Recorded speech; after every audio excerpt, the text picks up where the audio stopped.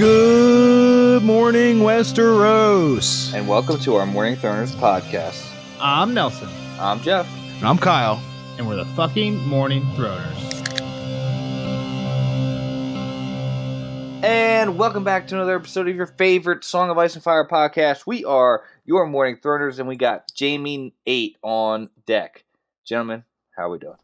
I feel like this is like Nelson's playground here, man. Bunch of names, a lot of history. We got so many names. We got Duncan the Tall mentioned like 3 times in here. I knew Nelson was going to be pumped. We got a little bit of a spoiler about his trajectory and in his time there. I didn't know he was We learned about his life. the head of the Knight or the Kingsguard, right? That's pretty cool. I think when we did the first dunk, when we did, the Hedge Knight, I think you had said that it like part of that at least was spoiled on the back of the book, right? It's been so long since I've read the back of that book now. I mean, the book's right here if you want to give me 2 seconds to... Here we go.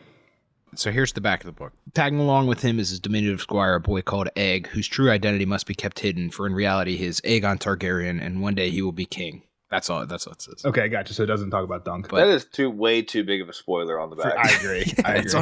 Like I said, that's like you read that to get an idea of what the book's about, right? Yeah. Like, I mean, that's usually like okay to read without spoiling. I think, luckily I read that I didn't read the back, so I was like, all right, fuck it. Yeah.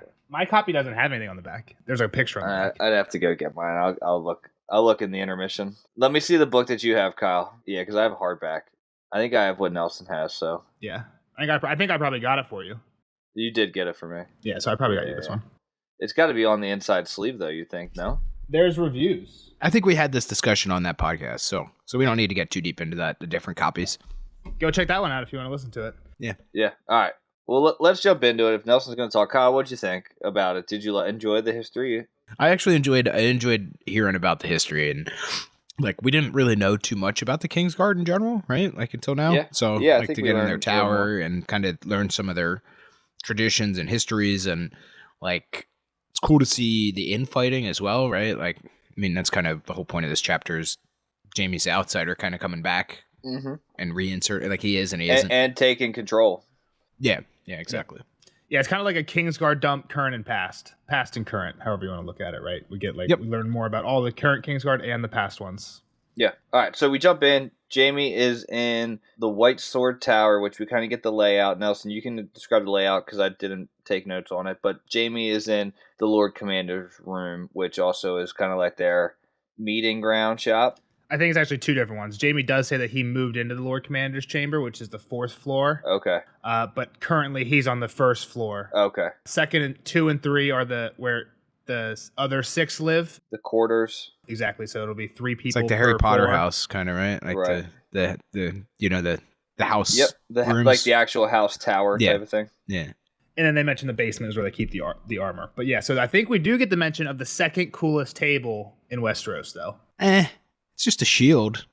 It's pretty sweet. I don't know if it's nearly as cool as the painted table. It's in the shape of a shield, and it's got like carved horses holding them, but it's made out of weirwood, which is like also part of what makes it cool. Okay. Anything made out of weirdwood's a little cooler. It's cool. Yeah, for sure. Exactly. I guess it's cooler than just a round table or a square table. Yeah. I like the Unique. symbolism of it more so than... And as they sit down, there's 3 old guys right on the one side and 3 new guys on the other side, and then him at the top. But yeah, so everything's white in the room also, like curtains, walls, floor, table. I think maybe the chair isn't white, but like the cushions on the chair are white. Yeah, they're not. They sounded dark because it says something about dark wood and worn leather or something like that. one good thing about the Lord Commander's room is you get a view. You get to look over the wall, so you get to look out on the sea. Yep.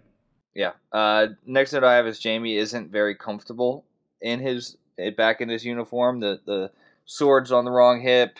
He's not pulling it out as cleanly, and from him just he's being probably lost famished, a lot of weight, right? Yeah. Everything's loose fitting on him. He gets into that a little bit later when Osmond shows up. He's like, "Oh, I would have recognized you if you looked like this the other day." Jaime's like, "No, you wouldn't have. I don't even recognize myself. I don't recognize me. I don't look like I did before I left. I don't look like I did when I was a scum dirtbag on the road with Brienne. Like, kind of like a combination." So yeah, I think exactly like he says his clothes hang loose on him. So definitely like lost weight, not as strong. One thing I will say is just that we don't get what I thought we'd get out of this chapter, which was Jaime testifying at Tyrion's We do mention Tyrion, which is my next note. He stayed in the back, right? And Tyrion either never saw him or kind of ignored him.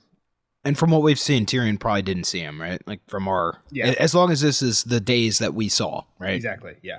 The other weird thing is, even though Jaime like thinks about what he was physically doing during Tyrion's trial, like he doesn't think about like, why haven't I gone and talked to Tyrion yet? It's kind of just like conveniently not thought about throughout the chapter. I think again it might be part of like a plot, like not plot point, but like literary, keep us wondering a little bit more about like what's going on there. I know you're saying it was a little mystery. Yeah, exactly. You don't want to ruin the reveal already when there's nothing, like this chapter isn't about the reveal. Yeah, we want to hear their thoughts when they're with each other. Exactly. Yep. Yeah, and everybody kind of hates him now. They're all keeping his distance. So Tywin disowned him. Joffrey's dead, and Cersei has stayed far away since their little rendezvous at the wake. I'll call it.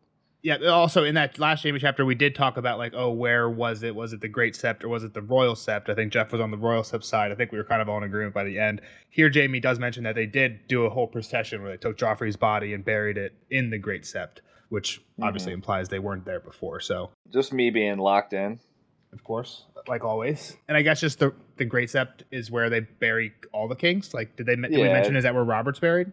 I would assume so. There's probably like aren't all the popes like buried underneath like St. Peter's or something like that? Like I'm just thinking back to watching Angels and Demons again.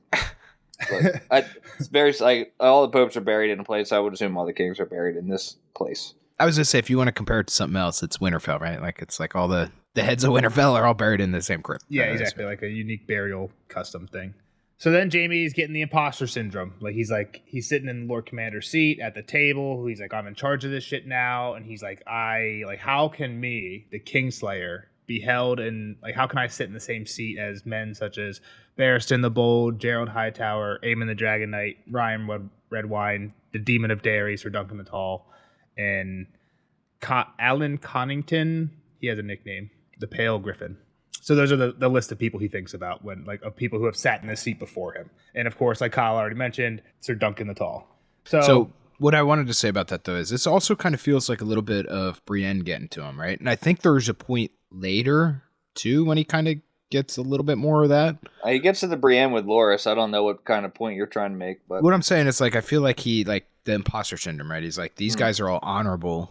It seems like he's starting to feel that way, like and like look at me, I'm a fuck up. I killed the king, like, and even these guys kind of throw it back in his face. And it's kind of interesting though because he's made the point that like I killed the king to save all of you, right? He's mentioned this before, and now that decision's kind of weighing on him. Yeah, where every other time he's kind of justified it, but yeah, I think what Kyle's getting at is like there's a quote in this chapter. It's kind of a little bit later on when he's thinking about like, oh, the Kingswood Brotherhood, and he's talking about this one guy in the Kingswood Brotherhood, the Smiling Knight, who was a madman. He was cruel, and Arthur Dayne and him had this like crazy fight.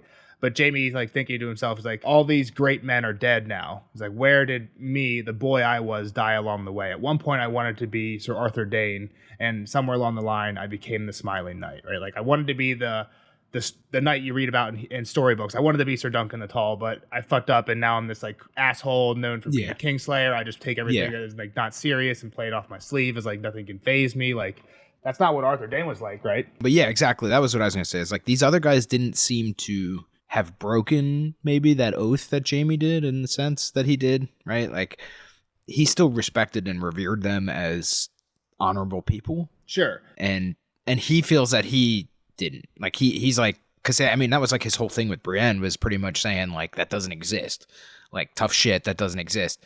But here he is like acknowledging that it did exist, and he kind of moved away from that, right? And like you said, it's like I think this chapter kind of highlights the Brienne effect on Jaime. Like, yes, exactly, he doesn't say it, but he thinks like, oh, I always wanted to be Arthur Dayne. Somewhere along the line, I came the Smiling Knight, and he kind of thinks like, you know what, I can still be Arthur Dayne. He never like says it like in this chapter, but like that's kind of like the vibe I'm getting, and that's what I think you mean by like the Brienne effect, right? Well, and that is kind of how he leaves it with Loras too, even at the end, because like it's kind of like, no, dude, you need to go fucking talk to her and like get your answers, like I am completely on her. Like, I mean, I guess what I'm getting at is like old Jaime would have been like, yeah, just get rid of her, right? Who cares? Like, I feel like like, yeah, like, why not? Like, get your revenge, like, get over it. I feel like he's borderline with the Brienne thing. We could talk about it, but I feel like just like leaving it up to Loras at this point is like playing it a little fast and loose with Bran. No, I don't think so. We'll get there. We can get there. I don't think so. So yeah. All right. So Jamie, before the 5 men come, he's looking at his white book, and this is where he kind of tells us the history that the white book holds the stories of all the previous Kingsguard and the current ones, and the page is kind of, if you're still working, like an active document, like a Google Doc of your achievements. Yeah. Track changes is on. Lord Commanders are the only allowed contributors. Yeah. He's got to update some of the old guys that just recently have gone, and also add the new members. And then he takes a look at Barristan's page. This book has to be like the coolest book. Like if like George should just make this book. Like once it's all done, just write this book. Just write like 2.5 pages for every. Just make it up for every Kingsguard. It has to be easy too. Yeah, exactly. Easy, just right? like all these crazy exploits he's did. Yeah, but I wouldn't read that book. I wouldn't read all of it, but like I would read Dunk's page for sure, right? Like we'd learn a lot. You would fucking read all of it. Shut up. You would Nelson, read the whole first thing. off. I for would, sure. yeah, I would read it all, but Don't pretend. but there's definitely started- characters that I would be like, oh, let's read all Dunk's page. Let's read all this person. It would be almost the same as that Young Dragon's Conquest, though. I think where like that was his name in the South. Yeah, in Dorne. Young Dragon. Yeah, it would be like. All these guys are writing their own story for the most part. Like, of course, it's super honorable. Of course, they're super awesome. But at the same time, Selmy seemed like that kind of man. I mean, we didn't really see too much of him, but yeah. like, So I don't far. think he was exaggerating. Yeah, you're right. I mean, he did show back up, but Yeah, I don't think he like blew himself out of the water. Like if you read, I'm sure we're about to read it. Nels, are we going to read it? Yeah. Like he doesn't. I don't think he lists his achievements, but he's not like I'm the greatest ever. Yeah. I agree. This book almost seems more bullet pointy than like there's no artistic No adjectives. liberty. Or, Yeah, exactly. Just like this happened on this day, they did this, like facts. So again, kind of like a boring read, but I thought it was cool they did the shield. Like, here's how they started, and then we all ended the same. Kind of felt almost. I mean, it's obviously playing on the black, right? Like the Night's Watch. Yep. I feel like they're kind of we're one brotherhood now. Yeah. similar but opposite. The other thing about this book is it's huge, 2 feet tall, and 1.5 feet Well, wide. it's old. Like I read over that the first time. This is a massive book. if it's going to be one book, I mean, at some point they're going to run out of pages. If each person only gets 1 page, Oh, they're adding pages for sure, Jeff. They're rebinding it and like making it bigger. Yeah, I guess you could rewind it. So how big is it, Nelson? You said it's what? 2 feet tall and 1.5 feet wide, 1,000 pages thick. Also, it's not called the White Book. I didn't ever know this till this read through. It's called the Book of the Brothers is the official name, but everyone just calls it's everyone calls it the the White nickname. Book. Yep. Yeah. And kind of like Jeff said, Jamie's like, we're a little behind. I got some updating to do. The things he thinks he has to update: the death of Sir Mandon Moore, the death of Sir Preston Greenfield, the brief service of Sir Sandor Clegane. The brief bloody service. True. Fiery service. Yep. So new pages for Balon, Osmond, and Loras. So does that make him an official knight? I don't think so. Sandor? No, he was never knighted. He rejected it, I believe. I don't know if he was ever offered it, But you're going to put him in the Knight Kingsguard book? You're right. There's probably not many non-knights in there. Non-knighted knights? Yeah. Yeah, I mean, I thought I remembered him saying he didn't want that, right? And like rejecting knighthood. Yeah. So Well, he talks shit on knights all the time, but I just don't know if he was ever actually offered it. Right. okay, I don't remember. It's easy for me to be like, oh, PhDs are fucking like nerdy douches when I was like never offered a PhD. When you failed your PhD. Dropped out of class. PhD school, exactly. Like when You're Read just jealous. Barristan's page. Read Barristan's page. Sir Barristan of House Selmy, firstborn son of Sir Lionel Selmy of Harvest Hall, served as squire to Sir Manfred Swan, named the Bold in his 10th year, when he donned borrowed armor to appear as a mystery knight in the tourney at Blackhaven, where he was defeated and unmasked by Duncan, Prince of Dragonflies. Knighted in his 16th year by King Aegon V Targaryen. Is it 5 or V? the fifth. Usually the fifth, but Okay, that's what I thought. You could also say egg. yeah, it's egg. Oh, okay, that's it. That's what we were gonna stop here and talk about. This is egg. Barristan was Spoiler. knighted by egg. That's super cool. Knighted in his 16th year by King Aegon V Targaryen, after performing great feats of prowess as a mystery knight in the winter tourney at King's Landing, defeating Prince Duncan the Small and Sir Duncan the Tall, Lord Commander of the King's Guard. Pause. So just like in that section, at 10 he entered a tourney. Also, That's crazy. Yeah, so like both times I read that, so this time I'm kind of reading it to get it out, so I'm not paying attention. But the first time, I didn't realize that meant he was 10 years old. I thought it meant more of like 10th year as a knight squire or as a something. squire. No, he's 10. And then the next one, he's only 16, and that's the one where he gets knighted. So both of these he's entering as non-knights, which is probably why he's doing the mystery knight gig, right? Because he literally isn't allowed in unless he pretends to be a knight. So he dresses up as a knight in both gigs. Also, in the first one, he gets unmasked by Duncan, Prince of Dragonflies. In the second one, he defeats Duncan the Small, Prince Duncan the Small. A lot of Duncans going on. These are the same person, just two nicknames. Oh, that's the same person? Same person. Duncan, Prince of Dragonflies. Oh, that's the Dragonfly. Okay, and Prince Duncan the Small are the same person. So that means Egg names his kid after Duncan? Exactly. Is that what you're saying? Yep, exactly. Yeah, that's cool. Yep, and then exactly, he's knighted by Egg on the 5th, who turns out to be Egg. So, again, nothing groundbreaking, but Barristan's a badass, popping off at, like, actual 10. Yeah, he's been around. Yeah, and he gets knighted by... That's why I think Barristan's cool, because he's, like, old enough that he can, like, bridge the gaps. Like, I'm sure when this happened, like, Dunk and Egg are, like, probably getting up there, right? Barristan's beating Dunk, and Dunk's They have badass. to be, because... Well, I just read the front of that Dunk book, and it said a century before Game of Thrones. So 100 years. Yep. And yeah, so I mean, they have to be getting old for this. Yep. But yeah, so go ahead. Slew Melees the Monstrous, last of the Blackfire Pretenders, in single combat during the War of the Ninepenny Kings. Defeated Lormal Longlance and Cedric Storm, the Bastard of Bronzegate. So that's another Cedric Storm, right? We have one currently. Cedric Diggory. Isn't that... Edric. Oh, it's Edric? Edric Storm. Yep. Okay. I didn't even think about that. That's my bad. I was thinking Cedric Diggory. That's Jeff's series. I just watched Goblet of Fire on Sunday. He's a fierce friend. Can you imagine? Can I just do a second on the Goblet of Fire? Yep. Ralph, I don't know how to pronounce his last name, who plays Voldemort, like, puts his foot on Cedric's face and, like, turns it over after he kills him. Yeah. Imagine being that actor. Imagine that took, like, 20 takes, and they're like, okay, like, he's walking barefoot in, like, the ground, and, like, okay, like, right on my cheek. Actors do go through it sometimes. And you can't have a stunt double for that one. I feel like Pattinson's done some weird shit on set. I think there's a story of him like one of his movies he had to beat off and like he actually like did it on set, like to finishing.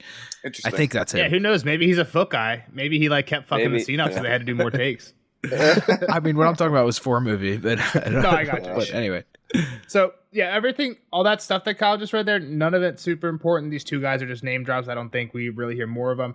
Melees the Monstrous, never heard of him. not as None much of this is so. important. But we haven't really learned, like, so the important part there is last of the Blackfire Pretenders. We have heard of this once or twice before, but not enough to stop and go over at the moment. So we'll learn more about that in the future. That's not ringing any bells. Yep. Named to the King's Guard in his 23rd year by Lord Commander Sir Gerald Hightower, defended the passage against all challengers in the tourney of the Silver Bridge, victor in the melee at Maidenpool, brought King Ares II to safety during the defiance of Duskendale, despite an arrow wound in the chest, avenged the murder of his sworn brother, Sir Gawain Gaunt. Pause. So those first two, the name to the Kingsguard, kind of cool. Then there's some random tourneys and stuff. This next one, the I defiance have a question. of Duskendale, is underplayed like crazy. Go ahead, Jeff. What's your question? So Sir Gerald Hightower was the prior Lord Commander, Yes. and he knights him. Is No, that just like I'm not he He named him to the passed, King's Guard. So like we know that Gerald Hightower served till death. Yep. So does he just go back to his normal role? No, he just named him to the King's Guard here. Named to the King's Guard at 23 by the Lord Commander. He didn't get named to Lord Commander. Sorry. Okay. I misread. You're right. I misread that. Gotcha. Yeah, there's one promotion. Once you become Lord Kingsguard, you get one potential promotion for the rest of your life. So Yeah. this That's is Lord Commander. Commander or you're dead. this is Barristan getting hired. Yep. So the Defiance of Duskendale here, it says brought King Ares II to safety during the Defiance of Duskendale despite an arrow wound in the chest.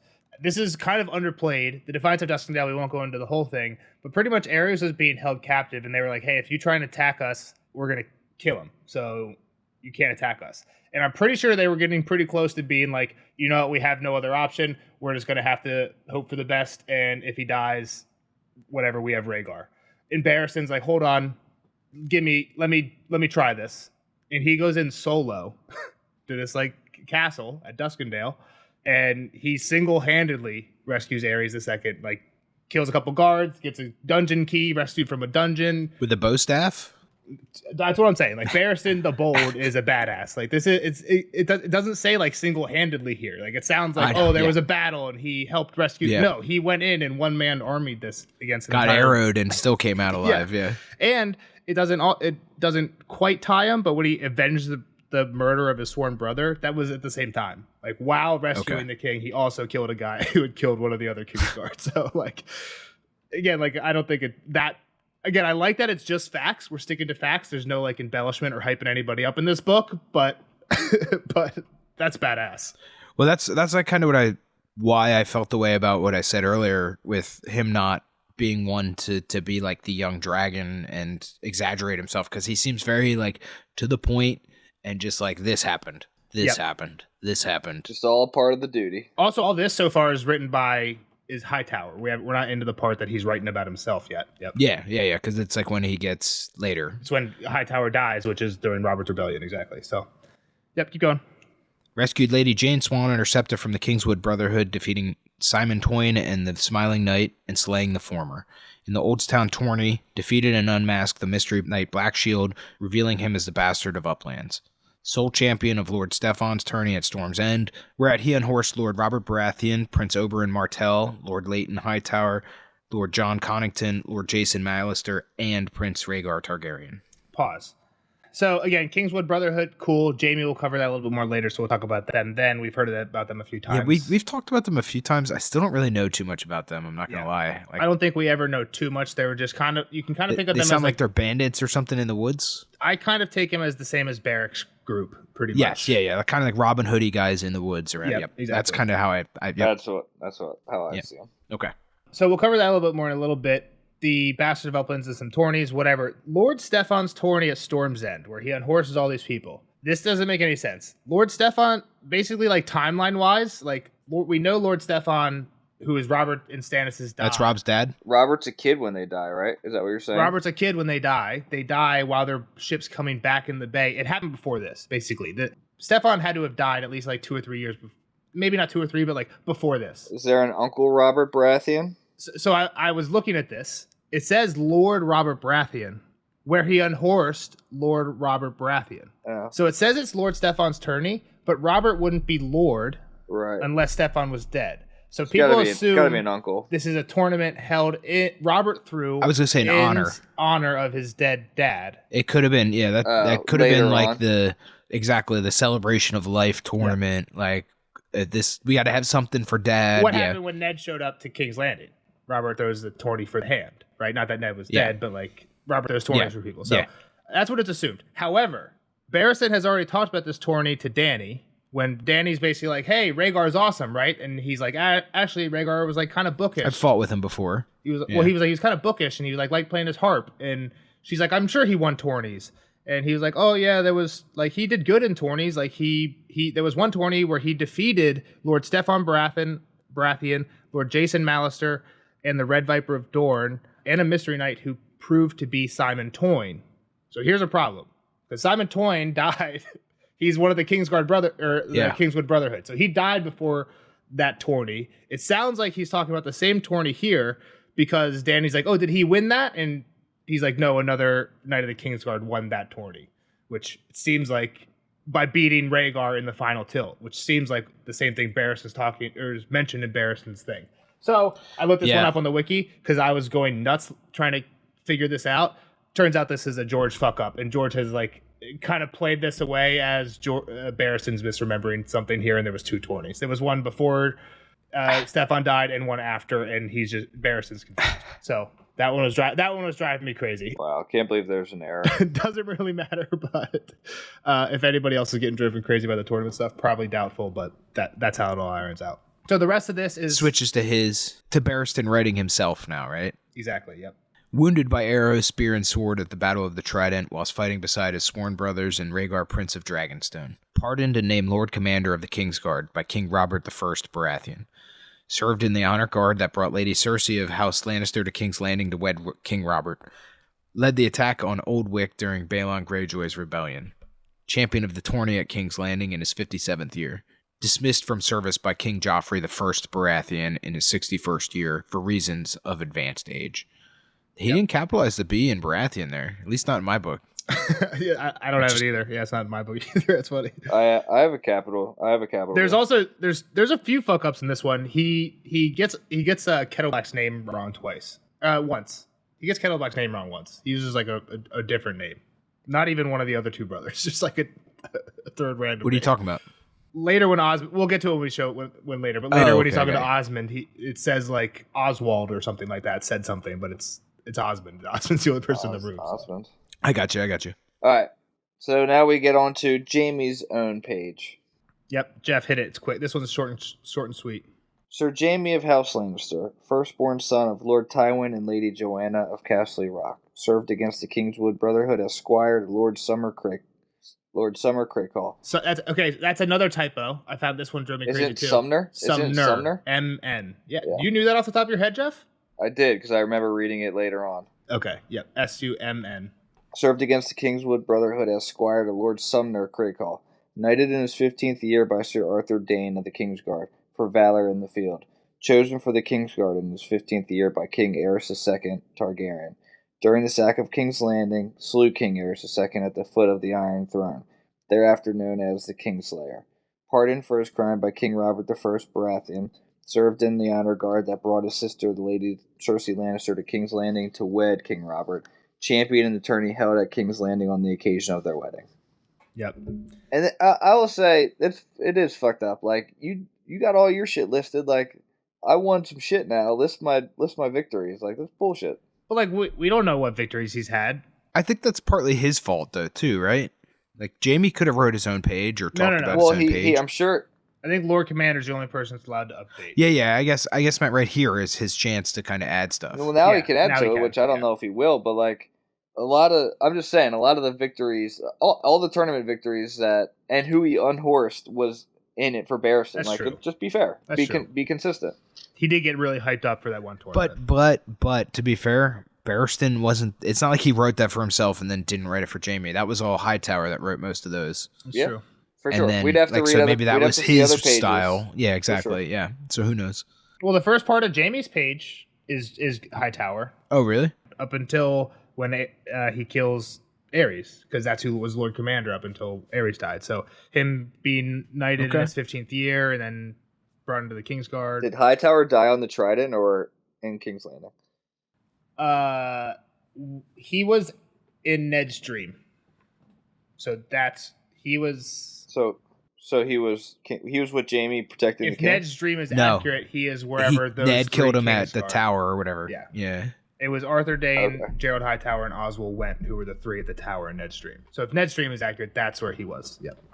That's a good way to put it, Nelson, because I'm still, still ambiguous for me. But I know what you're talking. I'm right there with you. I follow exactly what you're saying. Didn't Jaime have to kill other people other than just King Aerys II? Not the way it sounded. He kills Rosshart, who's the hand, Oh, really? Yeah. I remember that. because Jaime thinks like, why does nobody ever remember Rosshart? There Kyle goes, not remembering Rosshart. Yeah. But yeah, so I think that's the only other real person. I do remember you said that happened now that you said that. All right. But he wasn't a Kingsguard, is more of what I No, meant. he was just a He hand. didn't kill. He was a pyromancer. He didn't raised do a hand. Dolores, yeah. Exactly. Because he even says that later. He's like, I would have done the same thing. Yeah. And then we get a cool little story about Arthur Dane fighting with his cool sword, Dawn. And he killed the Smiling Knight, right? And also, you mentioned this earlier. Yeah, I'll read this one. Yeah, so the Smiling Knight was a madman, cruelty and chivalry all jumbled up together, but he did not know the meaning of fear. And Dane, with Dawn in his hand, the outlaw's longsword with so many notches by the end that Sir Arthur had stopped to let him fetch a new one. It's that white sword of yours I want, the robber knight had told him as they resumed, though he was bleeding from a dozen wounds by then. Then you shall have it, sir, the Sword of the Morning replied as he made it into it. Cuts him in half. He's like, all right, here it is. Yeah. And Jaime thinks the world was simpler in those days, and men as well as swords were made of finer steel. Or was it only that he had been 15? I feel like and I this think is about like- this shit all the time. Like, was the world really simpler back then? It wasn't, because everybody That's the thinks whole that, Billy man. Joel song. Yeah, the whole Everybody we didn't start thinks the that. fire. It was always crazy. Yeah. Yeah, world's been turning since it's been turning. Thank God for Billy. Billy makes it all simple. Give us some of it, Nelson. Come on, hit us. What? We didn't start the fire? Truman, Doris Day, Red China, Johnny Ray, South Pacific, North Korea, Joe DiMaggio. Joe McCarthy, Richard Nixon, Studebaker, Television, North Korea, South Korea, Marilyn Monroe. We didn't start the fire. And copyright strike. Because it sounds perfect. All right, moving on. Yep, go ahead, Jeff. So this is where he says the line that he wanted to be. He'd rather have been Arthur Dane, but he became the Smiling Knight. Before we go further, do we know the Smiling Knight? He was the madman, the one that Arthur Dane killed in that fight.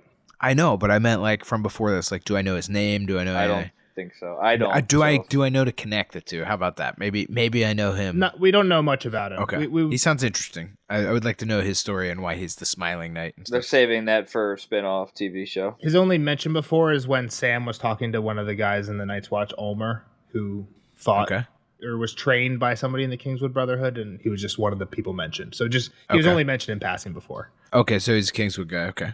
Yeah, Kingswood Brotherhood. Yep, exactly. Yep, so Jamie thinks, I fucked up somewhere along the line. I got messed up. And this kind of ends all Jamie's recollection and reading through the book. And now we're back into the here and now. People start showing up. Osmond's the first one. We kind of already talked about it. He's like, oh, I would have recognized you if you look like this. Jamie's like, bullshit. Fuck off. He sits down. He's like, sit down and wait. He does. Everybody else shows up. And they always they have this tradition, which is again kind of cool to learn about. Like when they're all meeting and they're all there, so there's none of them are with the king. They have to confirm that the king is under control or under watch, right? More rare than like this doesn't happen often too. I would assume. Yeah, they don't meet. Oh, where all these guys are together. Yeah, that everyone's together. Yeah. Even now they're not all together. Only 6 are together. Yeah, we're missing one in Dorne. Right, but no one's with the king. Yeah, exactly. I thought we were missing 2. No. There's 5 plus him plus one. Jamie keeps saying the 5 of you were there because Jamie's talking about the wedding a lot, but Jamie's 6. Yep.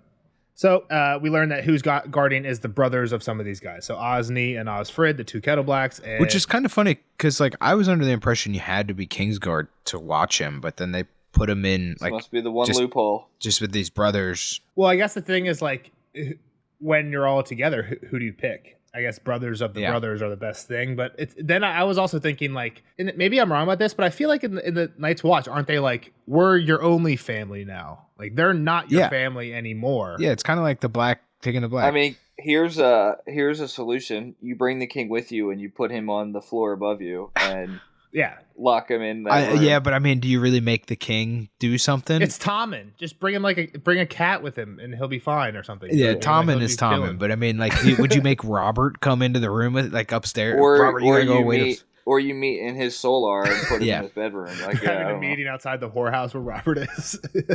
Kingsguard post up at the table. Yeah. Uh-huh.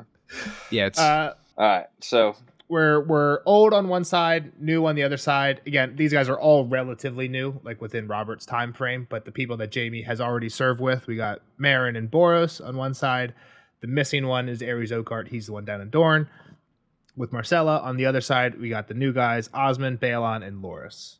And Jamie thinks that there was times in history when the Kingsguard were divided even against themselves, most notably during the Dance of Dragons, which isn't super important just because the Dance of the Dragons is what the new TV show that they're making is about. So, like, Jeff's kind of learning about this. Yeah, no spoilers. As we speak, so we're not going to get into it, but... I know the spoiler, but... Well, it's more than just that, but I know what you're thinking of. So he's like Jamie starts thinking about everybody. He's like, Marin, Boros, they kind of suck, but they're okay fighters. Like, I've served with them. Marin's cruel, and Boros is kind of just like all bark, no bite. Boros is a coward. Yeah. Well, he's the one that left Tom, and we get into that. He gets shit on the whole time throughout the whole chapter. And Marin's the one that was hitting Sansa. So, like, I mean, like, these guys they both suck. And Marin is, like, number 1 on Arya's list because he was the one that showed up with Syrio when she was training with Syrio, and he's like, get out of here. Kill Syrio. Yeah, exactly. So I think he's on Arya's list. Yep. All right. So the first thing he asked the guys is like, how is it possible that the king died with all 5 of you? No, the first he says is, did my brother do it? Well, no, I think Jeff's right. The king is dead. My sister's son, a boy of 13, you're right. murdered at his own wedding feast in his own hall. All 5 of you were present. All 5 of you were protecting him, and yet he's dead. But then he does say, did my brother do this thing? Yeah. I watch a lot of like YouTube, like crime stuff. And like one of the interview tactics I've learned is like, first off, I would be a horrible interviewer because the tactic is because you just talk over the people and you don't let them talk it out. Exactly. That's the tactic is you just be silent. Like kind of pass when it's awkward because like when it's awkward, someone like the urge is to fill the void. Yeah, exactly. So if you literally just like ask a question and then they'll be like give you like maybe a 1-word answer, if you just like keep waiting, eventually they'll just keep talking and like give you more.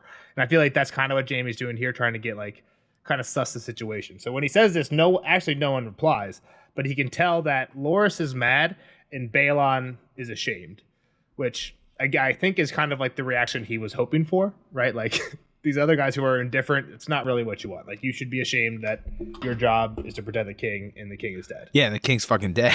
Yeah.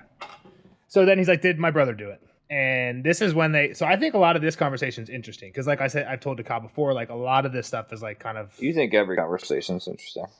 That's true. But a lot of this stuff is like up in the air. People still debate like what actually happened during this wedding. So I like this one because it kind of refutes the trial that we just read last week, right? Like where it's like, because weren't a lot of these guys on the witness stand? All of them. Well, except for Loras. Yeah, and they like all were like, yeah, he did it, yeah, he did it, yeah, he did it. And here they're like, I don't know, we saw him fill the cup. There's a lot of shit going on. Like maybe it was him, maybe it wasn't. Like, well, hold on. Like I think Meryn and Boros are pretty much like, yeah, it was Tyrion. Loras actually didn't testify. I mean, that he says he filled his cup with wine. That must have been when he slipped the poison in. So, like, he's assuming right there. He's, like, taking a leap. Sure, maybe he filled the cup with wine, but he's guaranteeing, like, he slipped the poison.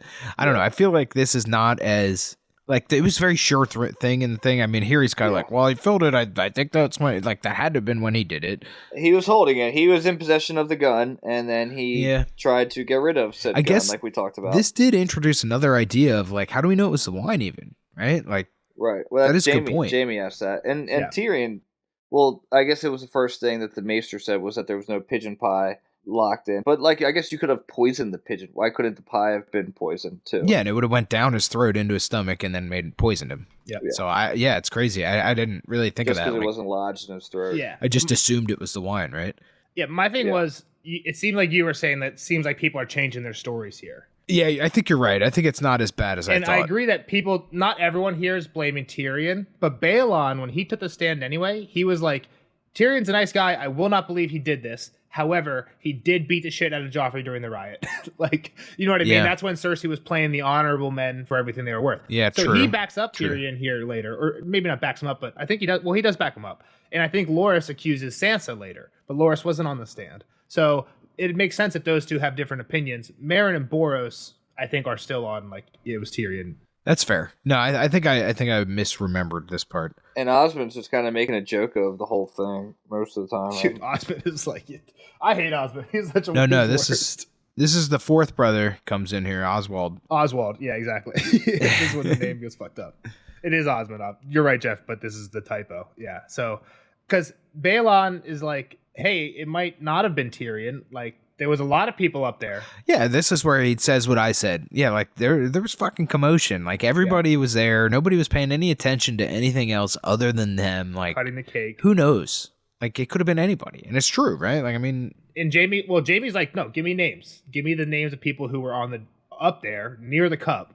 He's pretty much like your family, her family, Pycelle and Septon. I don't even know his name anymore because the High Septon. And I don't know if he would have kept going, but like Osmond, this is where Osmond's like, it must have been the High Septon. What a pious, that guy. Too holy. Yeah. This is, again, like how I said, typo there. But then Loras jumps in with, like, again, kind of the same track Tyrion was on. What about Sansa? Dude, George must have been smoking during this chapter. Dude, that's what I'm saying. A lot of typos this one. And the Torny thing. I mean, some of it, Summer was like, that's got to be like autocorrect, right? Like, what's an editor for? Sumner. What the fuck's an editor for? True, Pay me to be your editor.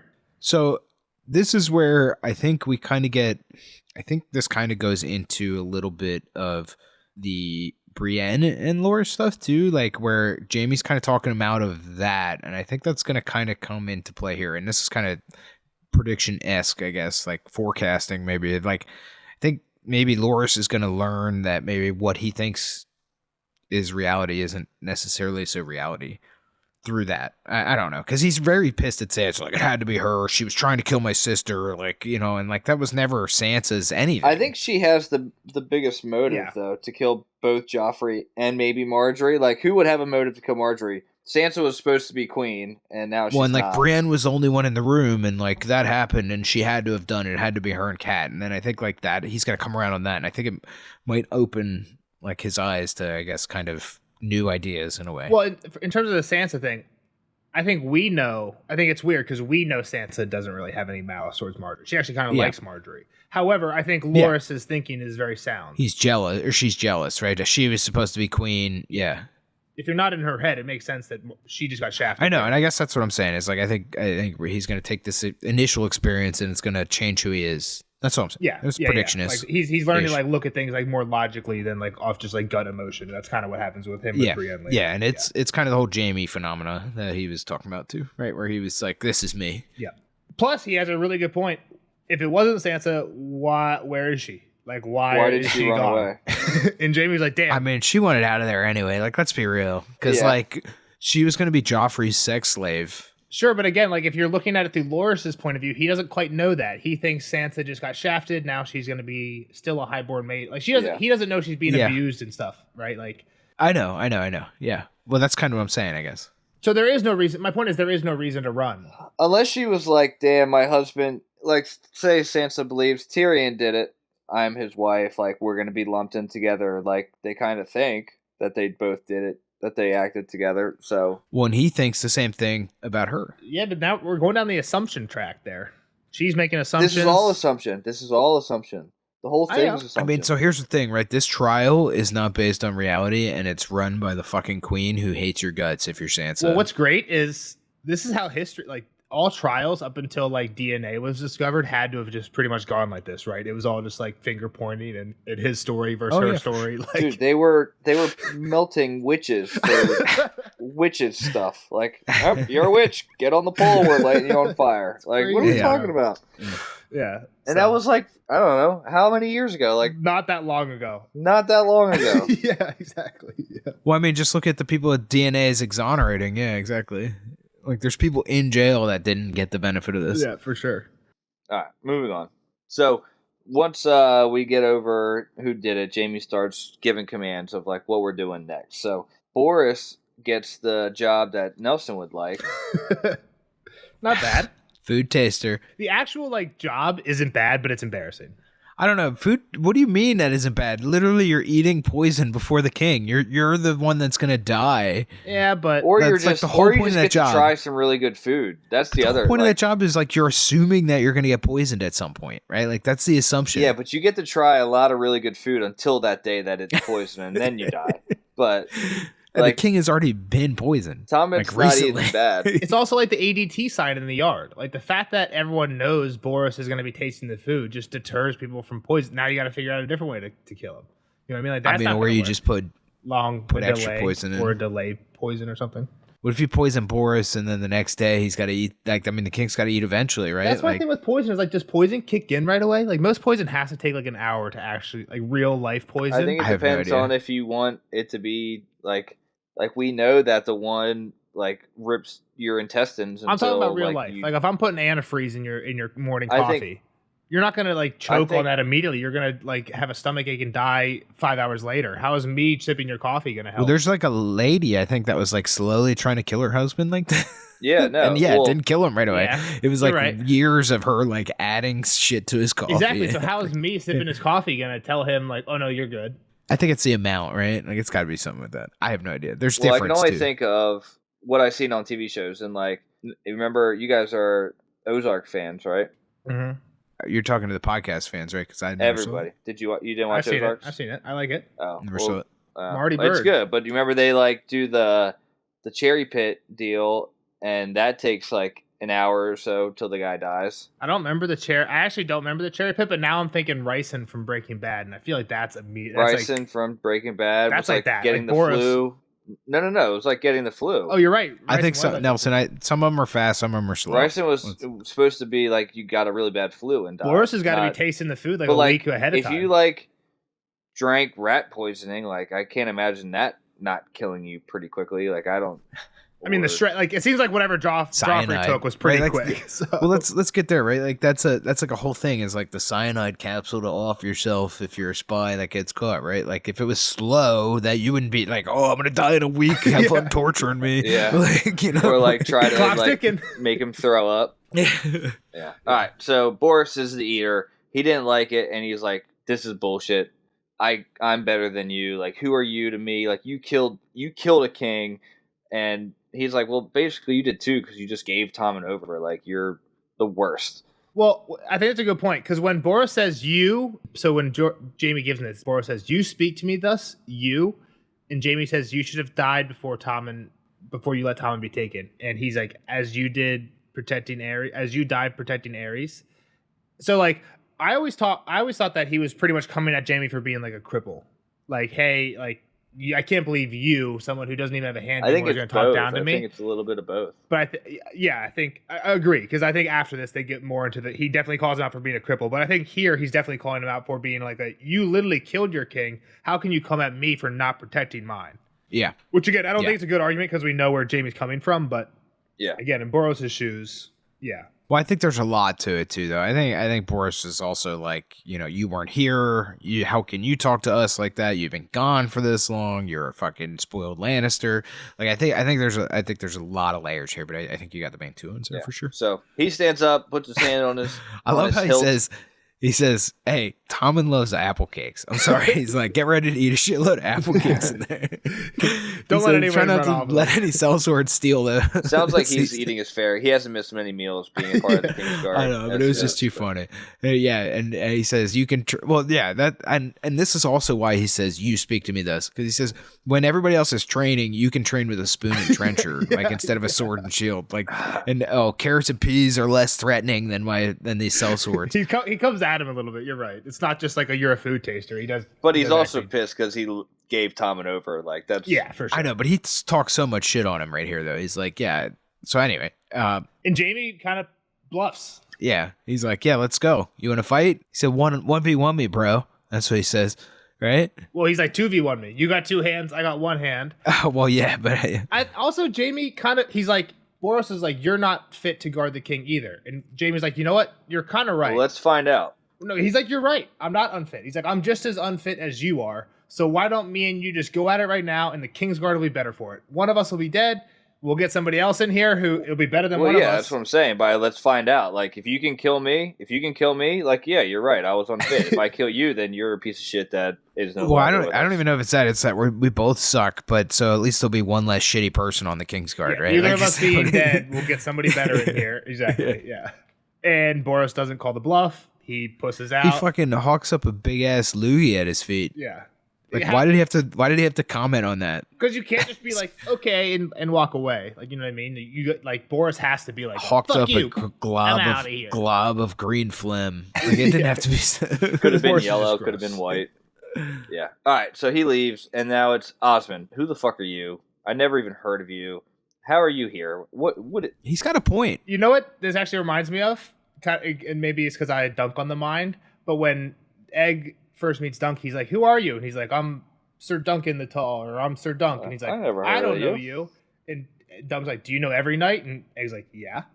Yeah. And then when they're at the tourney and Egg's cheering for everyone, Dunk's like, damn, this kid actually does know every fucking night. He does, yeah. It'd be like Bran. We talked about that during the podcast, I think. That's kind of how Bran was too, right? Yeah. But he's got a good point. Like, I never really thought of this. Like, because at first I was like, oh yeah, why would he know him? He wasn't here. But I mean, like, I never heard of you anywhere. Like, there should be some sort of record of you, like tourneys, like. And Osmond's point is kind of like, you don't need to be heard of to be a good fighter. And I think a good example of this is Bronn, right? We know Bronn is a very good fighter. Well, and they're Jaime cut hasn't from heard the same Bronn cloth. either. They're both sellswords, so exactly true. So we find he's been here, he's been there. I fought for them. Jaime doesn't like that comment. I feel like Jaime's kind of like a coach in this. Like, he's kind of like the coach of these guys. Jeff as our resident coach. I feel like that's a coach line. Right, if I'm like, where'd you play before? Little here, little there. I've never been here or there. Where'd you play before? You know what I mean? Like, that's a coach. That's line. a hardo. That's a hardo coach line. Yeah, cut the shit. That's like being like, who is that on film? Me. Who's me? Who's me? We're in a dark room. I don't know your fucking voices. Who's me? It's Nelson. Sorry, sir. So yeah, he's like, I fought a little bit in the disputed lands and the stepstones, and I fought for sellswords. Jaime's like, okay, at least he probably knows how to handle a sword. Like sellswords aren't honorable, but they're normally decent fighters or they don't make any money. So who knighted you? Yeah, I was gonna say this is the interesting part. He says Sir Robert Stone. No, he says Sir Robert Stone. But like, why does he say it though? I don't know. It kind of feels Dunkish too, where he's just like, I'm a knight. Believe me, Are you? he was a bastard. Oh, the dead guy? Because Stone sounds like a bastard name to me. It is. Exactly. That's what Jaime even says. He's like, maybe he is a bastard from the Vale. Maybe there was a bastard from the Vale who was fighting in the disputed lands. Like, that's very possible. Or maybe Osmond was trying to think of on his feet and he just like made some shit up. Yeah. So I mean, Osmond does seem kind of stupid, right? So it's possible. Yeah, he seems like the biggest like yes man, like ass kisser. Yeah. When he just loves to fight, right? He seems like, like I'm gonna fuck shit up. That's my thing. I love to do that. So, all right, Osmond, fuck off. Get out of here. You're out. Yep. Next Meryn up, Meryn. Trent, you were the one to chastise Sansa. We're not going to do that anymore. The king told me to. He slides the book over to him. Can you show me in here where it says we beat women and children? I do as the king commands me. From now on, you listen to me, Daddy, and Sissy. That's it. Yeah. And it's a good point. It's a good point, for sure. Like, and he has a good example of it, right? Like, are you telling me not to obey the king? The king is 8. Our first duty is protect him, which includes protecting him from himself. Use that ugly thing you keep inside your helm. If Tommen wants you to saddle his horse, obey him. If he tells you to kill his horse, come to me. He's like, why would you just listen and punch a little girl, man? Like, what are you doing? You should know better. I think it shows, and Jaime's even said, Meryn's cruel. It's like, oh, okay. Yeah, I kind of already wanted to do this anyway, so I'm a dickhead. For sure. I think it's also feels a little Jaime coming around, but at the same time, it seems like such a low thing for 100%. Anybody to do. So I'm going to give Jaime the benefit of the doubt and say that he has enough honor to know that beating the little girl. Yes, I agree. That's kind of what I was trying to caveat with there, was that this seems like it maybe. He did push Bran out of tower. Well, True. You do different circumstance. You do funny things you do for love. The things you when do your for wiener's love. Inside your sister makes you do funny stuff. So Meryn, you're out. Balon's up next. Balon gets some compliments. He's like, "Hey, I fought with you. I've seen you. I know you. We're actually honored by your presence." And Balon's like, "Oh fuck, what's up? Like, I know this. I've seen how you dealt with those 3. What's coming?" And he's like, "I've heard from Varys that your brother fought for Renly, then Stannis, and your father never actually took a side in the fighting." And he's like, "My father's too old. My brother, he's yielded in the during the battle, and now he's bent the knee to Joff." And Jaime's like, "Even so, Renly, Stannis, Joffrey, Tommen." He's like, how could he admit Balon and Robb Stark? Like, he could have been the first to pledge to all 6 kings, which I think is a little unfair. Like, to Balon's point, there was a ton of people that initially pledged to Renly, switched to Stannis, and then came over to Joffrey at the end of the day, right? Like, most of, like, the Stormlands and Reach did that, right? Including the Tyrell. I guess the Tyrells went right to Joffrey. They didn't go to the Stannis camp first, but there's a very large group of people that did that. And so when he says, like, he could have been the first, he's acting like he's like the only person when really like 25% of the realm is in the same camp as Sir Donald, right? So yeah, but this guy has he gives him a fair ultimatum too, or hypothetical ultimatum, like, what are you gonna do if this comes to play out? And he kind of, I think, proves his own point. Like, Balon's kind of like, oh fuck, like, nah, it can't happen. And you're like, oh, it very well could. Well, hang on. I think you need to set that up a little better, a little more direct. You just said if this thing comes to play out. Okay, so I didn't want to make it up, but if your brother comes to fight you in the throne room, if he comes to kill the king, what happens if your brother comes to kill the king? Yeah, what are you gonna do? And he failed. Like, if you were doing the interview, Nelson, which you stink at, you would even see well, you didn't answer that good enough. Like, you're out. That's an out. He says you're out. That wouldn't happen. Which is I feel like it's a fair initial rebuttal, and Jaime's like, bullshit, it happened to me. He's like, I get it's not common, but what if? It happened to me. Your brother... But it didn't happen to Jaime. His dad was coming. His dad was coming to kill the king. Aerys had commanded him to go bring his Aerys dad. his father's head or something like that. Exactly. Yeah, that's fair. His father. I was trying to think of brother. And Tywin was on his way as well. It wasn't physically in the throne room, but he was given the ultimatum. Yeah, and that was definitely why he killed him. Also, I think it's kind of Balon saying like my brother would never do that. That's not why he was pledging fealty to these people. I guess wasn't like because he was about ready to kill Joffrey. I don't know. That kind of felt like part of it to me too. Well, I don't know. I thought that was weird when Balon's like, "Trust me, my brother wouldn't do that again." That's what I'm saying. First off, I feel like a man like Balon seems like really honorable. Like he's like a good knight. Like he's like one of the very few like seems like straight. Like, okay, that's been my read on him too. But okay, good. Why would he? Like Jamie says, like tell your brother to put a weather vane on his shield. Like you don't put your word. If you're a super honorable guy, you don't put your word on a guy that you know isn't like that. It's not a huge point, but like when Balon's like, no, my brother won't do this again. I promise. Like you have my word. Like how can he give his word on what his brother will do? I thought that was a little weird. Jamie's like, I don't care. Like, I don't give a fuck about your brother. You're the Kingsguard. And that's where it gets like what we were talking about. Like, what would you do in this situation? To Jeff's point, I think like there's like an initial hesitation. But when Jamie presses on it, he's like, I won't do what you did. And Jamie laughs at that answer, but he takes it. Okay, fair enough. Yeah, I mean, everybody kind of like this kind of goes into the unrest in the group, right? Like everybody's pushing back on him a little, and the respect's there, but it's not fully there. Well, again, I think Balon's earnest in his answer. I know, but I think he's also kind of jabbing him in the ribs, right? He's definitely for sure. He's definitely like you fucked up, man. Like let's be real. Like you have to remember that everybody makes decisions. It happens. All right. And then now last is Loras. Yeah, fuck off, Balon. Yeah. I have to have a big old pissing match, measuring contest with the young knight. Yeah, he talks about how young he is joining. Didn't you know I was younger? It's pretty much like, I know you think you're hot shit, but I was hotter shit. I was better than you. And Loras is like, yeah, and you're older now. Yeah. Loras, hey, and he says it like, oh, this is young me. Like I'm looking in the mirror. Yeah. Loras is ready. He wasn't afraid of the moment. Yep. He's like, Loras, you know what? You could learn from me, buddy. And he's like, the same way you learn from Marin and Boros. And Jamie's like, those shitheads. Yeah. Which is kind of fucked up because Jamie, and it's what Jamie says, it's like, I learned from the real ones, like Arthur Dayne, the White Bull, Barristan the Bold.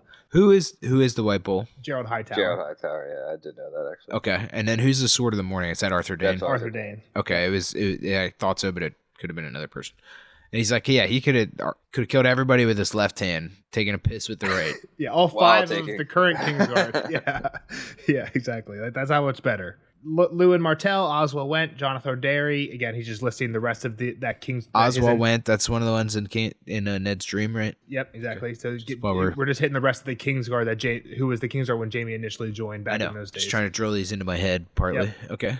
And he says, good men, everyone. And Laura says, dead men, everyone. And Jamie's like, this is when he realized. Yeah, like people die too, right? Like, I mean, this is a little fucked up. People get old. Like, and there was a war. They didn't die because they sucked. They die because it's just what happens. Yeah, exactly. But that's what Jamie's like, fuck. He's just all cocksure arrogance and empty chivalry. It's like, this is what being too good, too young does to people. And he's like, you know what? Let's try something different. Let's start poking at Renly. Yeah. Hey, I heard you did a good job at the Battle of Blackwater. Like, nice work. And Jeff, who I think spoiled this like the first 5 chapters of Storm of Swords and claimed, oh, we'll learn soon. Here we are, chapter 67, finally learning the answer of who Renly's And yet it's the smallest spoil ever. It doesn't really matter. I did forget by now, Jeff, but that definitely was in my head for a little bit. You forgot the next week. It was in my head for a little bit, but I did forget. So Garland is the one that sat next to Sansa at the wedding, correct? Correct. Yep. Yeah. And he's kind of a badass. the gallant or something. Exactly. He's like a really good fighter too. Like we've seen him training in the yard versus like 2 or 3 people, and Laura says he does that because you don't actually fight 1v1 in battles and stuff. So yeah, you can't be doing dumb shit like that. You gotta prepare for reality. Interesting little tidbit about my spoil was that it was Littlefinger's idea to wear the armor in. That is interesting. And he was right, man. Freaked everybody out. Yeah, it did scare the shit out of people. It did, yep. Yeah, people thought he was actually back. Yeah. And James is okay, so that's what the ghost, what actually happened to the body? And Loras is like, I buried him in a secret place that he showed me when I was a squire at Storm's End. No one will ever find him. And Jamie kind of mentioned this already when he like pressed him on the who is the ghost. Like, Jamie could be like, tell me where. You know what I mean? Because like he says, like there are no secrets to the Lord Commander. Yeah, I don't think he would have though. I don't think Loras would have. I don't think so either.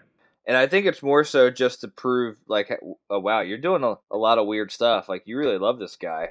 Well, that's what Loras gets into. I was going to next. say, I can definitely see through this conversation more of the Loras Renly relationship connection that you guys talk about for sure. This seems like definitely a lot of hints. Yeah. And I think Jaime just knows and doesn't care. I think it's to come back for Brienne too. It's not. Yeah. It's not because like he really. I don't think he cares. I think he's just trying to show him like how blind he was because of the love he had for Renly.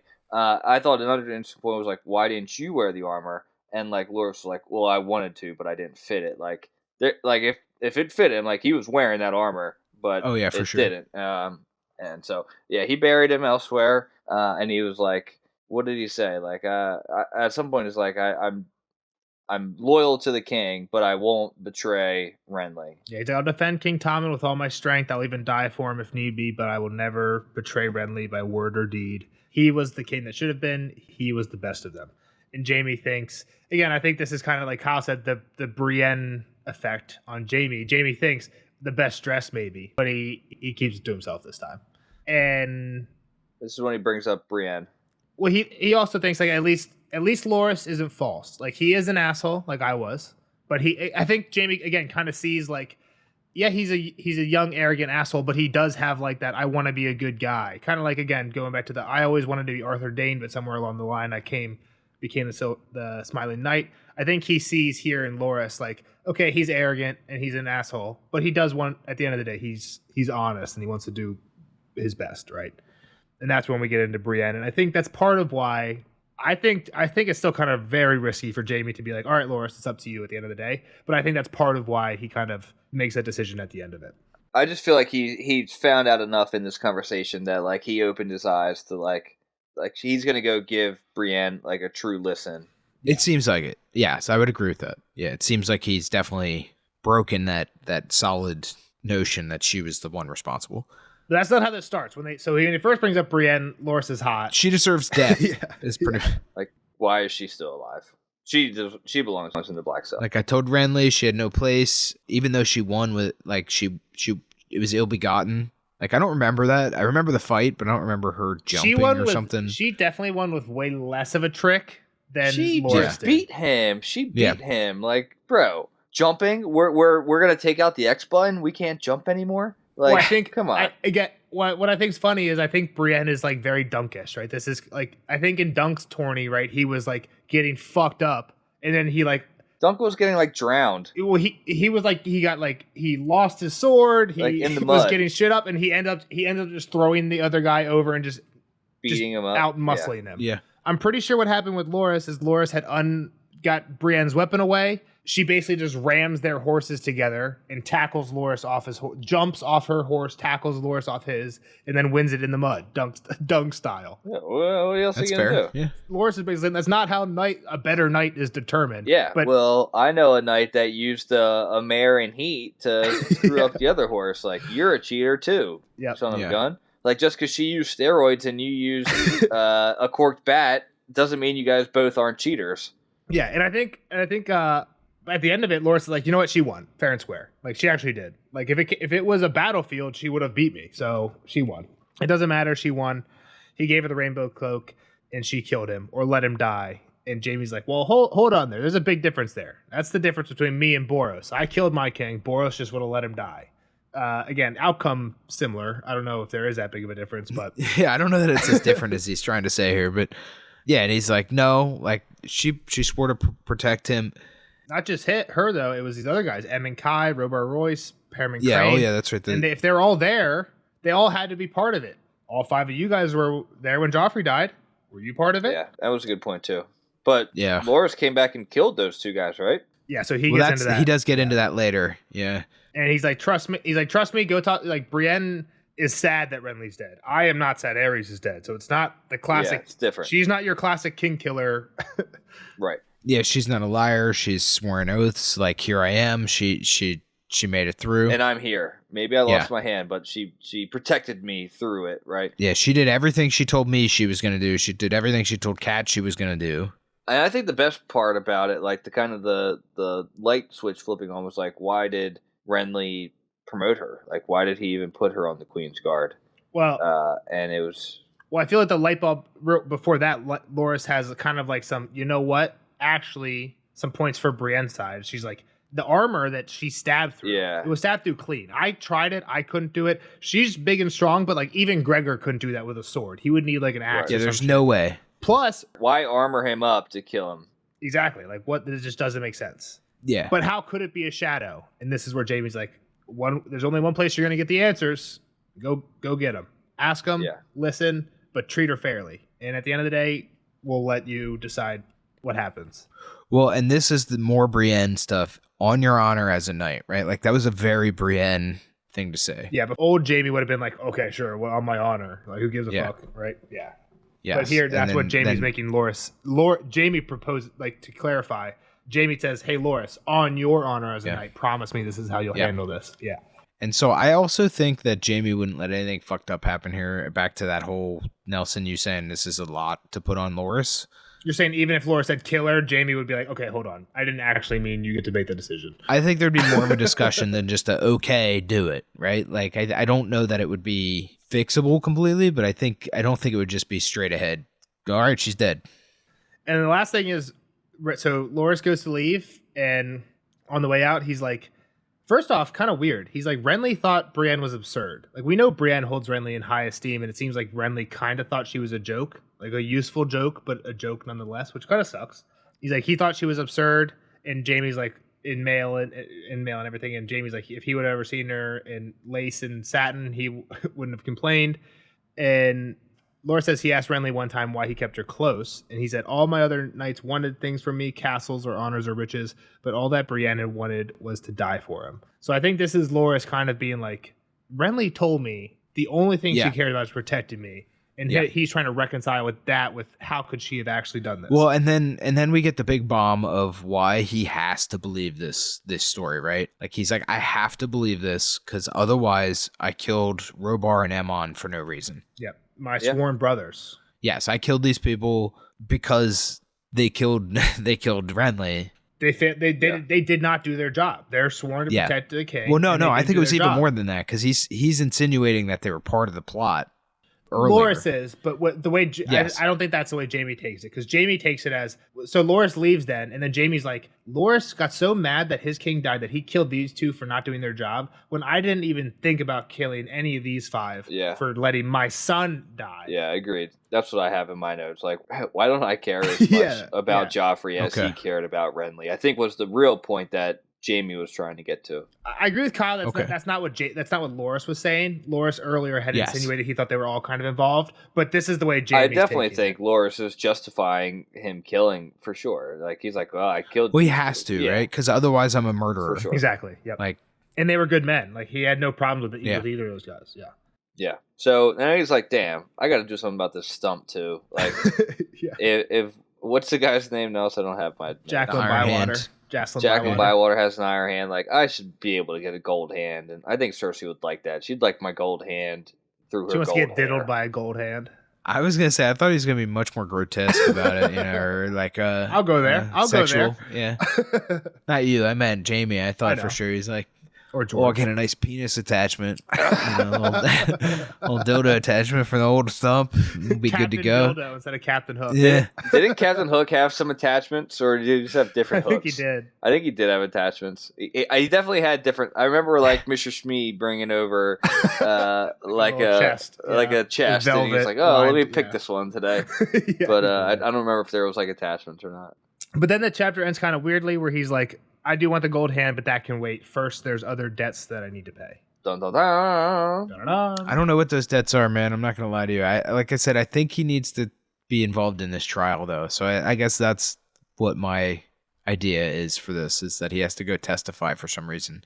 I don't know who he's in debt to do it, unless it's Tyrion. Yeah, I think that's the big question. I do think this is a super weird way to have... The trial is the major thing going on right now that we care about. Jamie's not even worried about it. Jamie is in King's Landing, is very related to everyone involved. In this entire chapter, pretty much, I mean, they touch on Joffrey's murder, but it's definitely not the focus. Like kind of like Kyle said. That was the B plot for sure. The when you see subplot. Jamie, you're like, okay, cool. We're gonna keep going with this trial, but we actually didn't go with this trial at all. Yeah. So yeah. Yep. Like I said, I think that's is like he's in debt to Tyrion because he treated him poorly. That's my opinion of that last line. So I'm very ready to be wrong, but we'll take it. That's my, like I said, my interpretation is that he's in debt to Tyrion. He owes him some testimony.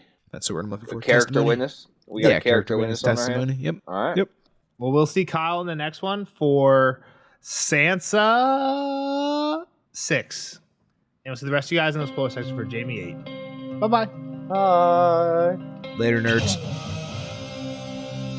Spoiler alert! Spoiler alert!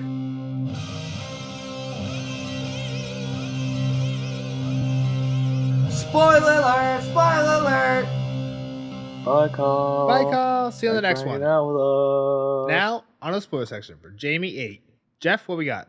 All right, so coming in hot, it's in the first list of like the people, the prior Lord Commanders who sat in the chair, and we get Griff Connington. I actually don't know much about this cat. The Pale Griffin. Well, it just made me think that we have a John Con right now, right? John Con, same family, and we have young Griff, right? Doesn't he call Fagon young? He goes by Griff? young Griff, but he goes by young. Well, Fagon goes by young Griff as John Con's son. No. Oh, yeah. John Con goes by Griff, and Fagon goes by young Griff. The reason John Con chooses Griff is because his house sigil is a griffin. Yeah. So that's why this guy's called the Pale Griffin, because they're the same last name, same house. So this guy's nickname has to do with his sigil. Yeah. It's called the Pale Griffin. I didn't like, it wasn't like a spoiler to me. It's just like, Griff and Connington. Yeah, we definitely shouldn't have talked about that because, we don't know anything about Comet. Well, we've heard of John Con a few times, but not enough to, talk about it. Yeah.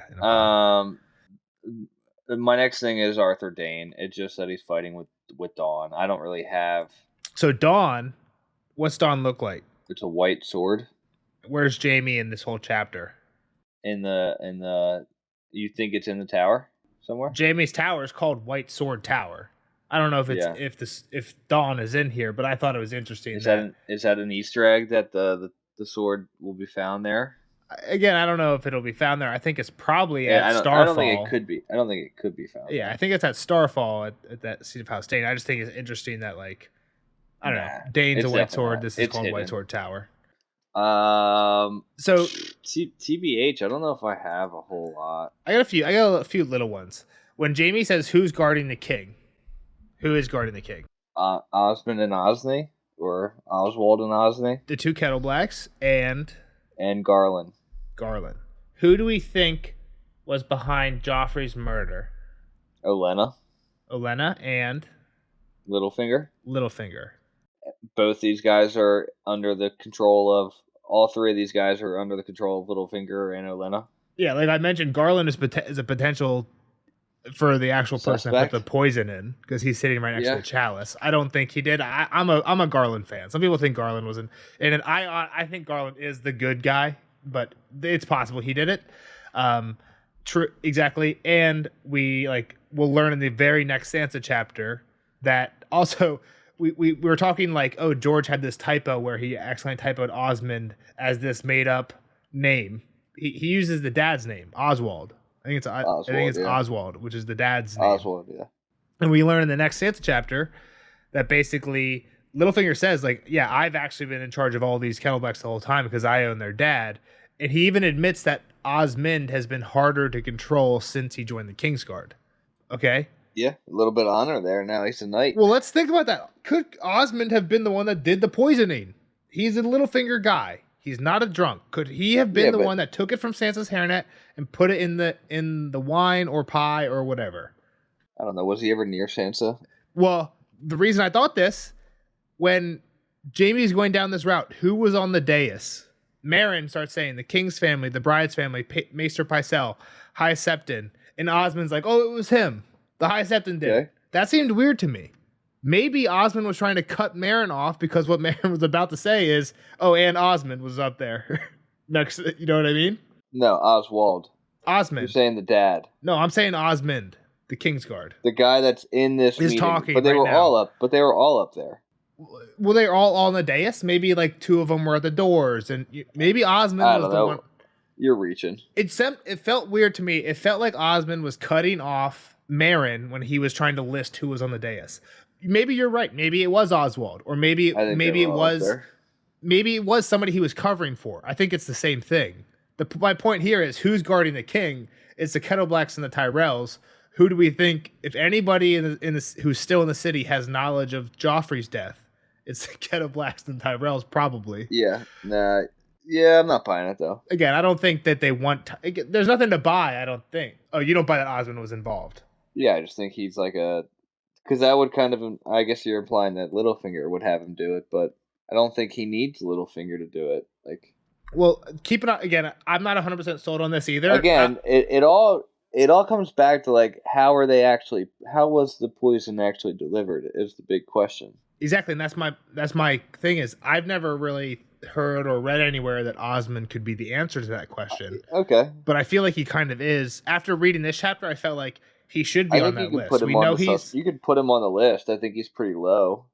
okay. That's fair, but like I think we should keep an eye out for. I haven't actually read the next Sansa chapter yet. I mean, I listened to it on audiobook like maybe a month ago, so I know the gist. It's basically Sansa going to the Fingers with Littlefinger. Littlefinger might even get married to Lysa in the chapter.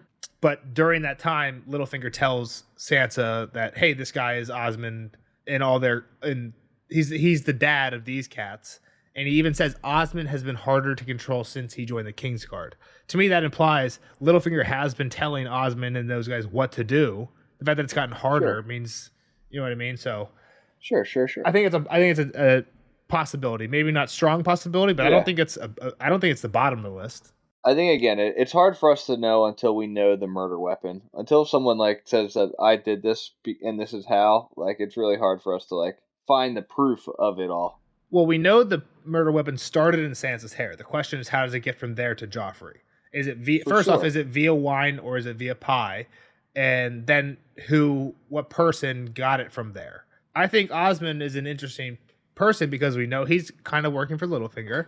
And I'm not going to fight you anymore. You can have him on the list again, and we're just never going to be able to prove it. so my question for you is here, don't you think it's weird that he like kind of jumps to be like accused the High Septon? And I know he's making a joke of it, but like, doesn't it? You don't think it seems like he's trying to stop that list from continuing? But Jamie's asking like a rhetoric question. Like he knows who's up there. I feel. I don't think so because he asked it twice. My notes say Marin was the first to speak, pointing out that Tyrion filled the wine cup and that it must have been he who put the poison in. Jamie asked if he was certain it was the wine that was poisoned. Boros asks what else. He points out that Tyrion poured the wine out. Why else, if not to hide the evidence? Marin agrees. Balon says that there were plenty of other people on the dais. He says at the point of the wedding, people were coming and going, and lots of people were moving around. Plus, Joff and Marjorie were cutting the cake. All eyes were on them. And Jamie's like, I don't care. Like, lots of people isn't good enough. Who exactly was on the dais? And that's when this list starts. Sure, it's not a huge point. I don't know if there's much to go on. I'm not fighting you on the point. Yeah, okay. I just think it's more of a thing that we should like keep an eye out going forward, especially like in the next Santa chapter type thing where we'll learn more of how closely he is involved with Littlefinger. I mean, am I gonna say that Osmond didn't know that he was gonna get poisoned that night? Like maybe he did know Joffrey was gonna. Maybe he knew it was gonna happen.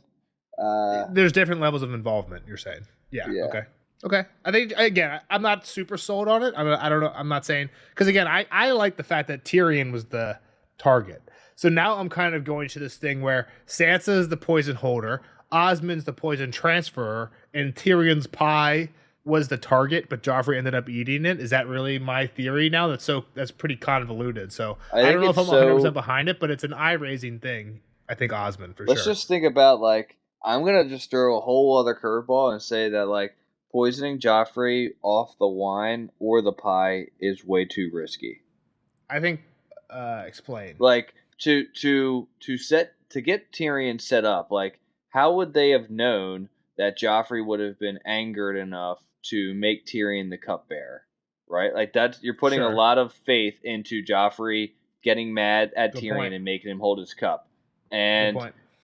So I guess you don't need Tyrion to have been named cupbearer for him to end up being the one that gets accused. It definitely helps, but you kind of just. Uh, I mean, it definitely helps for sure. I'm not he's disagreeing with sitting that. It off- helps. If It he's helps sitting off to immensely. the side, listen to me. If he just stays sitting off to the side in his own cup, and Joffrey is just standing at the center or up in front drinking his, and then chokes and dies, like it's a lot more clue the game who killed I who 100% agree. than Tyrion just was humiliated by him. He literally just poured his cup and now he's dead. Like it's so I'm gonna say that I don't think the poison was put in the wine or the pie. You could sell me a little bit more on the pie just because like after he cuts it right with Because if his it's sword, hold on, because if it's the pie, well, it's a slice. Or it's pre-sliced, right? The cake. It's kind of like at the wedding. it's different cakes. That what he slices is different than what they bring out. It's like Yeah. at your wedding, you have your ceremony cut of the cake, but the bakers already have sheet cake cut in the back that they then put out on your plate. Yeah, it's not like exactly. they go back and trim up your fucking wedding cake. I don't know if I knew that, but you kind of ruined some of the magic for me. But okay, that makes sense. Well, you get to take your top tier home with you. I knew that. on your Yeah, you first put it in the anniversary. freezer and then it's so just like horrible, I'm sure they do at some point end up like slicing the cake, but like after you cut the cake, like people want their cake. So yeah. like you know, so and whatever. So you could sell me more that like they already had this one pie sliced already, and like here, Joffrey, this is yours. Well, hold on. If you go pie route, you have to be going Tyrion was the target because the pie that Joffrey eats is Tyrion's pie. Which again, I don't think is that bad because I think it makes more sense that Tyrion's the target, right? Littlefinger is trying to steal Sansa. You don't need Joffrey dead. You just need someone dead at a wedding. That's going to be a big enough distraction. Yeah. Tyrion's one that's married to the girl you're trying to marry away. So I think it makes sense that Tyrion could be the target. Do you think Littlefinger's mad then that Tyrion's not? Like when he gets the news, like, oh, Joffrey ate it, like, or you just think it was just a diversion? No. He definitely talks about it in book 5 or maybe one of the Winds of Winter chapters when he's like talking something about Sansa. Sansa says something about like, you can't marry me. I'm married to Tyrion still. And he's like, yeah, that was a problem. I meant to have that figured out, but don't worry. Yeah. I'm working on it or something. Something like that. All right. I will buy that more. Again, because from what I just pointed, I think it's hard to prove that the wine, like to get the wine to be the smoking gun. Like for sure, I never thought about that. That's a really good point. Like Littlefinger, and again, we do think Littlefinger was behind the dwarves, but that is some 5D chess to know that hiring jousting dwarves will trigger Tyrion to become cupbearer. Mm-hmm. You know what I mean? Like that's a really good point that you're making. So like, yeah, if you're thinking the wine's poison and that was the plan the whole time. The other thing is also like if we think Olenna took the poison out because she's the only one that we hear actually touch the hairnet, right? She fiddles with it during the cocktail hour. So did they then have to go like dribble it over the piece of pie? And does Olenna at that point, like pre-wedding, know to give the poison to Garland because like, hey, you're the one that's going to be near the cup because you're near Sansa, so yeah, you know what I mean? Like the cup, they always say the cup's near Tyrion. That's the smoking gun. But like if Olenna was the one that actually had the poison, like she took it off Sansa's hairnet, is she passing it? You know what I mean? There's so many moving pieces. Like it's hard to tell. I think it's probably the biggest, like one of the two biggest mysteries that we have yet to find out. And again, I think like it's one of those things that's really cool to talk about, and if it could be one of those things that George reveals later. But it's also one of the things that like I can't see any of these cool reveals impacting the plot, like going forward. Like, I mean, we've kind of thought about every possibility known to man, so like I don't think like you'll actually be surprised. We've thought about the possibilities and like what could have happened, but have we thought about like how each of those impacts the future? My point is, does each of those really have an impact on the future, or does it all end up the same way? If it all ends up the same way, then who cares? Littlefinger and Olenna did it themselves. No question. Who cares? Why are we asking any more questions about it? I mean, but you know what I mean? Like maybe it could just change the rage of Cersei. I'm just trying to think of like what happened during the show, and I know that's not a good Cersei was mad at Tyrion. Like this at some point, like now she's at war with Littlefinger and the Vale. Like I don't know. Like I'm purely drawing at straws. Like well, I'm also thinking like so. Another example at the end of this book, Lysa says, "I'm the one that poisoned Jon Arryn." Right. Does that have any impacts? Like that's a what the fuck moment, but does that impact the future of the story at all? Right? Because Kyle has assumed it was Cersei. Right, assumed it was Cersei and Jaime. It makes sense. He seemed to have found out about the incest, so we kill him. Right, when we find out it's Lysa, it's a what the fuck moment. But Lysa dies immediately afterwards, so who cares? I think it's just proof that like the game is way deeper than you thought. Like it doesn't truly affect the plot. Like Well, it's also motive for Littlefinger to kill her. Like if Cersei was the one that did the murder, Lysa doesn't have any dirt on Littlefinger really, right? So For like, sure. Yeah, I'm with you. Again, like I can see that affecting the future maybe more than something. You know what I mean? Like, I think it's just one of those things that like when Kyle reads it, it's gonna be like, what the fuck? Like I thought I had this game figured out, and I'm not even close to understanding the inner workings of the game. for sure. My point is, I feel like George doesn't really do what the fuck moments for what the fuck moments. Like the Red Wedding has implications. The Red Wedding was caused by things that were set up. The only what the fuck moment for the purpose of it I could think of. I think you're thinking about the wrong thing. Like the Purple Wedding has other implications. It got Sansa out. It got Tommen on the throne. And that's my point. Like it doesn't like all the things that happened because of the Purple Wedding. It doesn't matter what actually happened. Sure, But the things that it's the same. It's the same as Jon Arryn's death. exactly. So is there a point in, especially when we have a story that's this convoluted already, and George is trying to wrap up? When people think that Littlefinger and Olenna were behind the Purple Wedding, is there a point in George actually being at some point in Winds of Winter being like, you know what? Actually, I was trying to kill Tyrion and blah blah blah. Osmond was involved. Like, or are we just talking for nothing because we have no books to read? I think that's a different thing. I would say if it's truly more like closer to the show, like Olenna's like, oh no, I tell Cersei I did it. Like I hated Joffrey and I did it. Like that's it. The only thing I can see come from that is that That is a Cersei badass has, like, scene. Yeah, it's a great scene. Like, does Cersei then like change her? Like, she have a little reflection on Tyrion. Tyrion and Jaime's relationship obviously good point. splinters from this moment. Like, it kind of just changes the inner workings of Lannister family. And Tyrion's still alive. Like, where is that going to come from when they come back over? And Yeah, so it doesn't really matter. Like if us as fans find out the truth, what really matters is what the characters believe. So if at some point one of the characters, whether it's Cersei or somebody else, believes that, oh, it wasn't Joffrey as the intended victim, it was Tyrion, that might change motivations. I can see that. That makes sense. Plus, I also think like a what the fuck moment for the sake of a what the fuck moment isn't a bad thing. I feel like George doesn't do it often, Yeah. but it's not a bad thing, and I'll take it in this case. no. Next point for me, not a huge one, but Jaime does mention that the last time the Kingsguard was divided, or the major time, was during the Dance of the Dragons. And then I was thinking, let's talk back on... I was thinking we might be able to bring this up in the non-spoiler section. But last chapter with Tyrion, Doran's basically like, oh, we might crown Marcella. If we had a Tommen versus Marcella deal, that is a very similar to Dance of the Dragons deal, right? Because again, my point last chapter was technically by law. Again, your law is wrong. You could say technically by law. You could say that they're both Dornish people. the right heir. Dornish people could say that. The Dornish people could say that. Again, we had this argument last chapter. We don't have to get too much into it. I disagree. The rule is Dornish law rules in Dorne.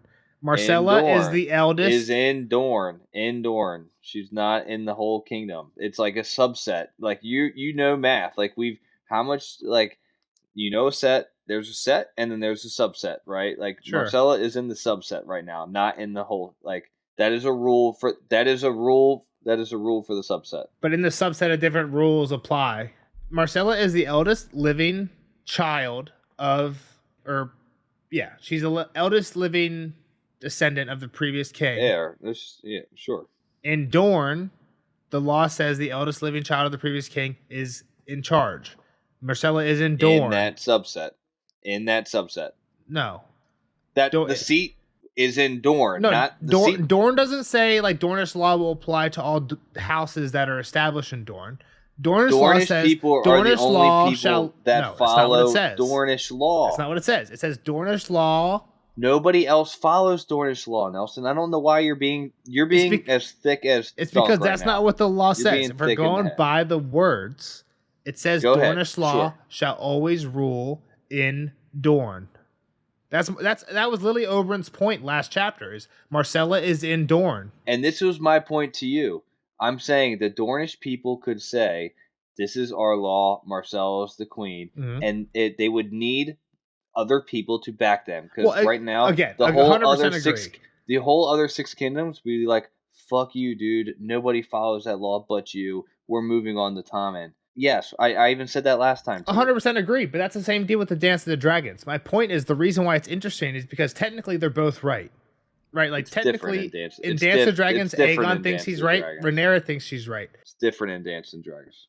I think it's a poor comparison because I think there's a difference because Rhaenyra was already named heir. Like if Marcella was named Joffrey's heir, and then they just went, it's like it's a little different. It's Well, close, but it's a little definitely different. it's definitely not the exact same thing. But let's actually talk back to now what it matters. Jamie's thinking about this in regards of are the Kingsguard gonna be divided? We have a Kingsguard with Marcella, and he gets convinced that, you know what, you're right. Marcella is the rightful queen. Okay. And I'll he would've- fight to he defend would've- that. Sure. He would have fought. He would have been 1 versus 6. Or again, you're putting Jamie in a weird spot. Yeah, no, I think But it's like fine. Sir Aerys kind of plays the what you were saying, kind of plays the role of Sir Aerys. Eric, one of the Erics, exactly. Yeah, I just thought it was kind of interesting to think about. Yeah, no, it's I had a while we're on the topic of Marcella, it's kind of weird that she wouldn't come back for her brother's wedding. That's a good point. Like she might have been invited back. I mean, she was given up as a hostage, so there's always the whole thought that if you give her back, will we send her back? But Oberyn's there, like Yeah. Also, like the whole point of her being a hostage was Dorne was supposed to supply an army, and they never really did. So, like the war's over. Theoretically, they had an army waiting. As soon as Marcella arrived, they would come up. But like by the time Marcella arrived, the war was over, so they never really did. But yeah, it's just curious that she wasn't there. yeah. So my next point, Jamie and Kyle brought this up in the non-spoiler. He's like, was it actually the wine that was poisoned? We've talked about this a little bit already. We've talked about this a lot more in the actual chapter itself. We've gone over the quote where me and you argue, could it have been the pie? Could it have been the wine?